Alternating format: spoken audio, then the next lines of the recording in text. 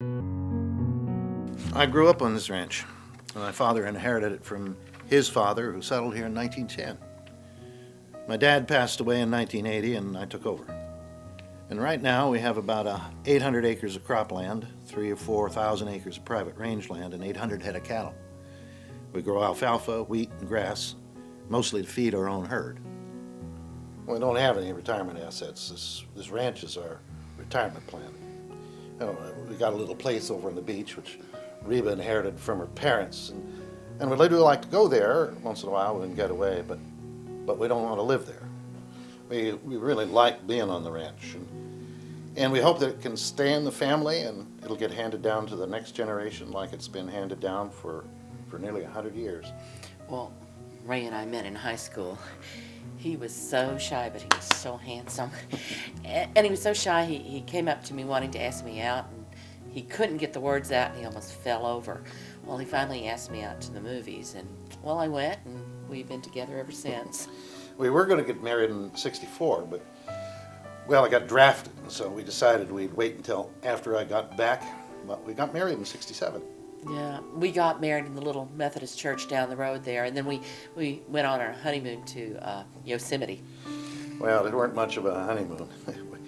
We only had 5 days until I had to come back to the ranch for the first cutting of the alfalfa. We drove 4 of the 5 days, but we were together, and that was nice.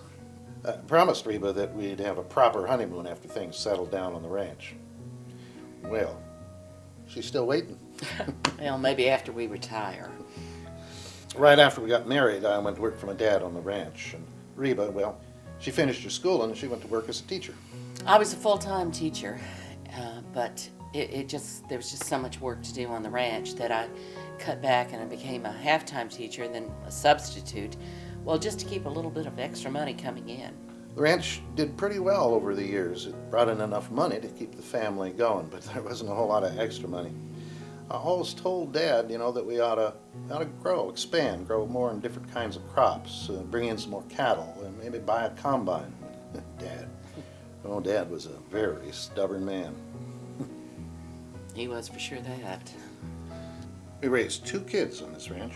We have 3 children, Ray. We raised 3 children on this ranch.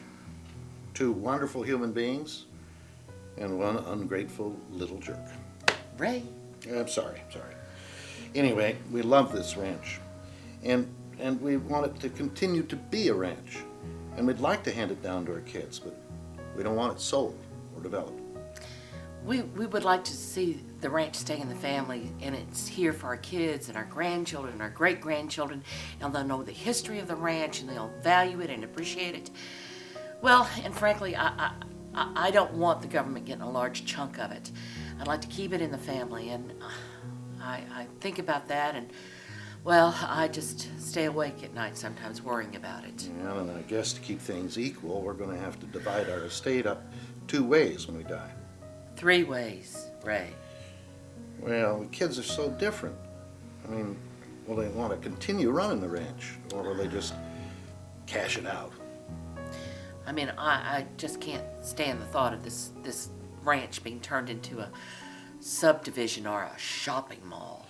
We really want it to be a family legacy.